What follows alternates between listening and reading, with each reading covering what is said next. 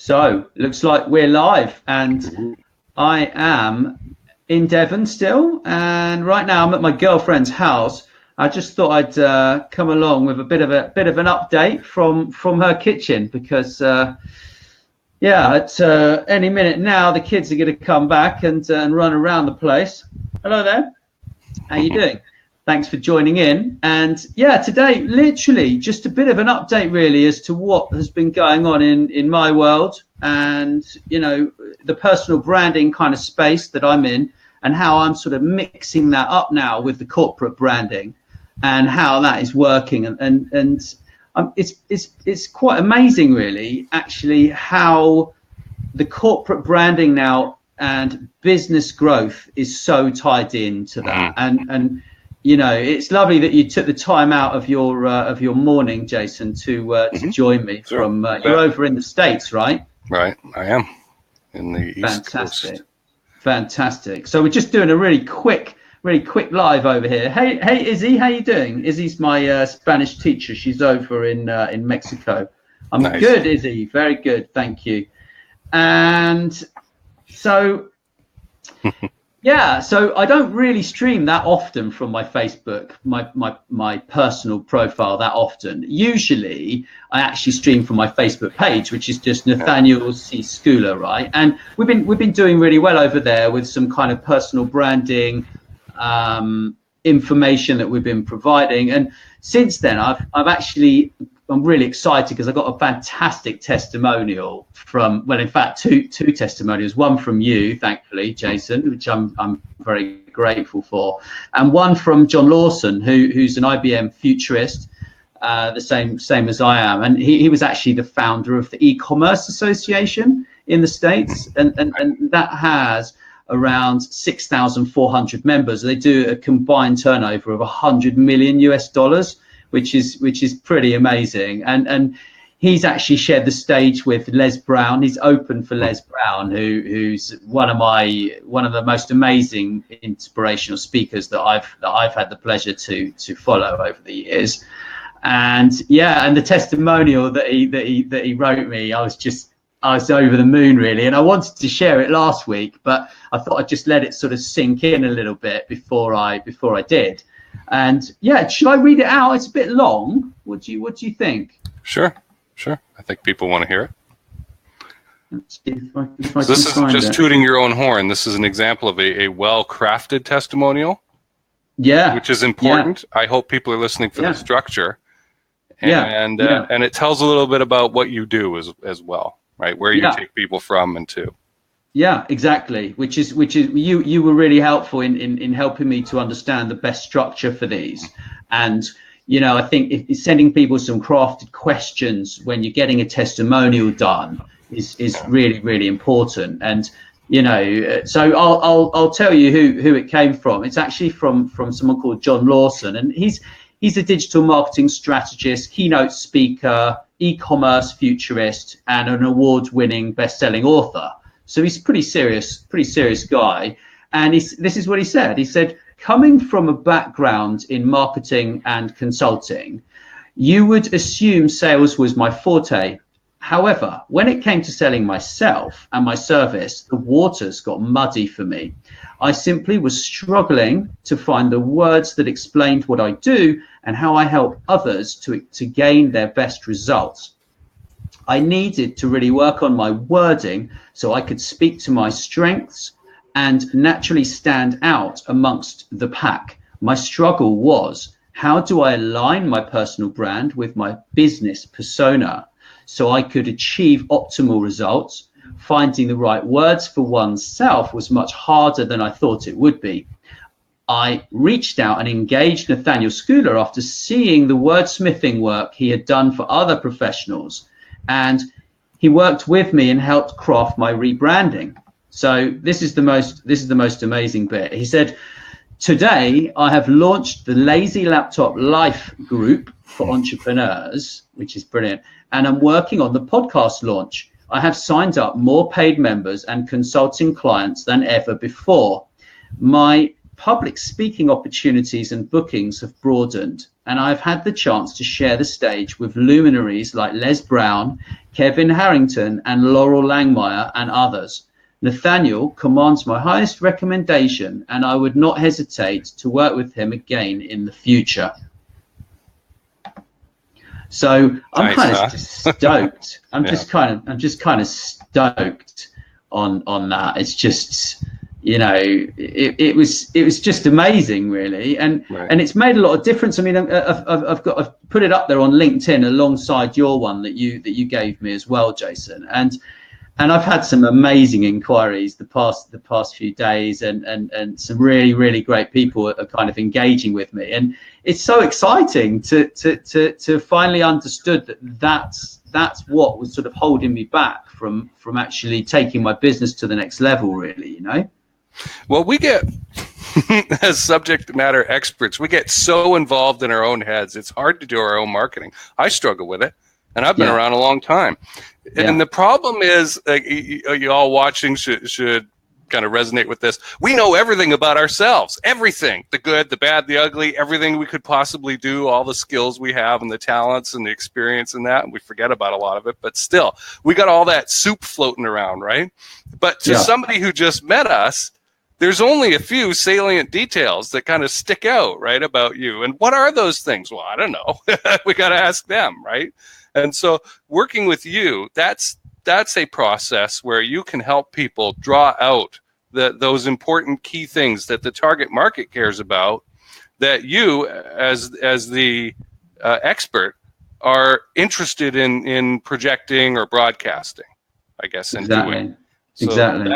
That's where you step in. And so a testimonial like working with Nat was great. You know, there's no soul in that. There's no reason to buy. There's no reason to contact Nat or get involved with him if the process is not explained, where I was and where I went to, and understand that. So this testimonial really exemplifies a good example. It's a good example of what your process is and how people can quickly grasp onto, okay, what does Nat Schooler do?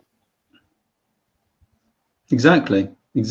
I help people to find the words that take them forwards in their careers, and also in the businesses that they're involved with.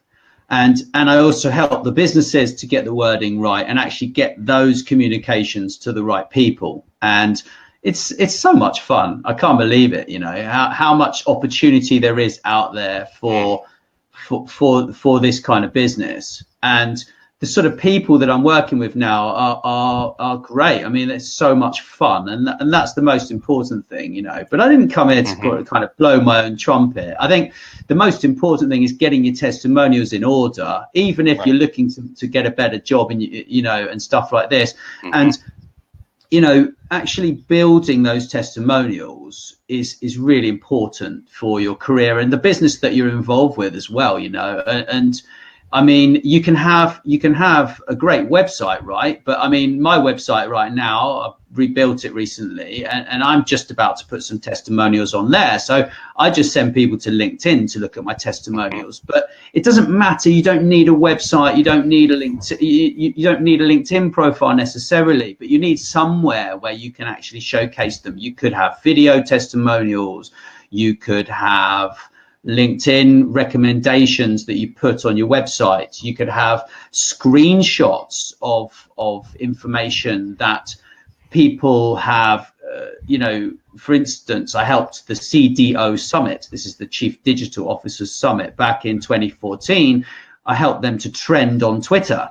And I knew just from how busy the CEO was that he was never going to write me a testimonial. But what he did do is he wrote something on Twitter that, I forget what it says. I've got it in a presentation somewhere, and it was amazing. It was like the first time our account ever trended on Twitter globally, right? Thanks to you, kind of thing. And I was just like, yes, screenshot that fast before it disappears in your feed. And you know, and those kind of things are just crucial, aren't they, to getting the right content at the right time, so that, you know, people are convinced that they want to do business with you before they've even read any more than 2 or 3 of them, really, you know?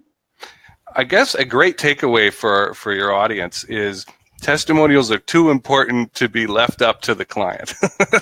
You really do need to guide them. You don't need to write them for your client, but you should give them an upfront contract or an expectation of how this is to be laid out. Explain it to them in short words, right? Here's the process, because otherwise they're going to give you working with Nat was great. And that is banal and bland and boring, and we don't want to be any of those things. Stand out is the first thing you need to do in marketing.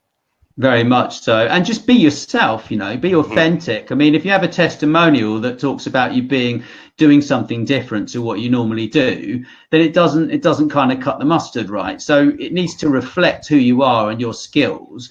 And I mean, there's nothing wrong with actually just writing them a framework that says, this is what I'd like you to address for me in this testimonial. And that's really, really beneficial, and then they can actually just supplement the words in there and change that around so that it works for them, because you can't expect people to write a testimonial for you unless it actually reflects the words they would use themselves. I'm not saying write it for them, but just give them a nice outline, right? Sure. And I think that's very, very helpful. So yeah, I appreciate your advice on that. We should talk about emotion in testimonials. Oh, really?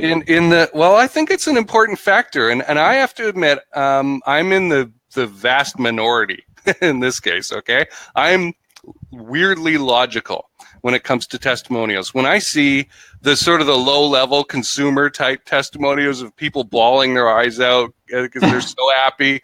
Really, it's a turnoff to me. I'm like, oh, gross, Yeah. But I know I'm not like 80 or 90% of the people out there who feed off that emotion and need that emotion. So for you, in serious B2B, which is the setting that we're in here, right? How much emotion do you feel is appropriate for your kind of testimonial? Well, I think the most important bit is actually outlining the differences that working with someone has made, or a business, or whatever service or product you've bought, and how that's changed someone's life. And I think that's really important. It's all very well to say that you want to help other people, but actually, if there are no tangible results that say, well, actually, I helped this individual do this, and that was the result. If you don't have that, then it's kind of like, well, what's the point of having a testimonial, really? Do you know what I mean? Right. So that journey from A to B. Yeah. And hopefully the happiness or exhilaration or satisfaction. Yeah, exactly. Exactly. Of having you take them by the hand on that journey specifically, and the outcome that they're getting to and how they're feeling now. Exactly. That's the level of emotion that you're looking for. Okay. Yeah. Yeah. And also don't forget, reputation management is really, really important. And all right, you might upset some people when you're new to an industry or new to a job, or you might actually, hi Dan, hi Manuel, thanks for joining. So and it may happen, but managing your reputation alongside the testimonial is, using those is really, really important at the end of the day. And he says an example of that would be, I was sort of saying the other day about actually, not over promising and under delivering, and I think that's really, really important, and making sure that you keep on the right side of people and do all you can to make sure that everything you do is done right, really. And some things you may not do right, but you need to fix them if they are wrong. Cool. Now we've got about 5 minutes left. Cool. What is a key takeaway, I guess, that your viewers, you'd like them to get from watching this today? Just focus on helping people as much as you can. That's the biggest takeaway. And just build those relationships. It's not about a relationship that starts like this and it ends like that. It's about a lifetime relationship with people, and that's what I'm all about, really. And certain people come into your life and then they go, and that's just the way it is in business. But you just got to stay And in life as well, right? You just got to stay on the right side of people and do as best as you can. You know, I'm joining you from my girlfriend's house right here, and you know, any minute the kids could just walk through that door. Yeah, and it's authenticity is absolutely key to all of this. And key takeaway: ask for a testimonial. If people are too busy, understand the fact that they perhaps may not have the time to write a testimonial as it should be written, and perhaps offer them an idea of the framework that you would suggest. And you've helped me with that, Jason. I must admit, it's very, very helpful. And my late sales trainer, Richard White, who wrote The Accidental Salesman and the Networking Survival Guide, he actually recommended writing a testimonial for yourself and giving it to people and saying, would you mind just doing this? Change it if you see fit, if these words don't reflect, you know, what you would say. And yeah, and it's so Jeremy's got a question here.